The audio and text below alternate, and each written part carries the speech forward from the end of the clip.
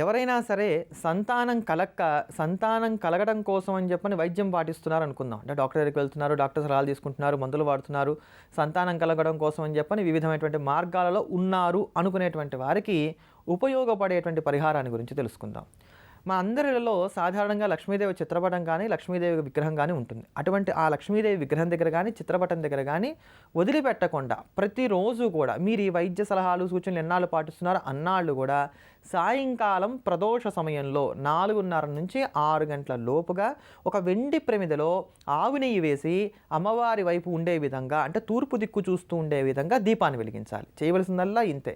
ఎన్నాళ్ళు మనం వైద్యం పాటిస్తున్నామో అన్నాళ్ళు కూడా సంతానం కలగడం కోసం గాను వెండి ప్రమిదలో మహాలక్ష్మీదేవి సన్నిధానంలో, అంటే ప్రతిరోజు ఇంట్లోనే లక్ష్మీదేవి యొక్క విగ్రహం దగ్గర సాయంకాలం 4:30 నుంచి 6 గంటల మధ్యలో వెండి ప్రమిదలో ఆవు నేతితోటి దీపాన్ని వెలిగించాలి. ఈ దీపం కనీసం ఒక అరగంట సేపన్నా వెలిగే విధంగా జాగ్రత్త తీసుకోవాలి. అరగంట 40 నిమిషాలన్నా, కనీసం అరగంట 40 నిమిషాలు వెలిగే విధంగా ఉండాలి.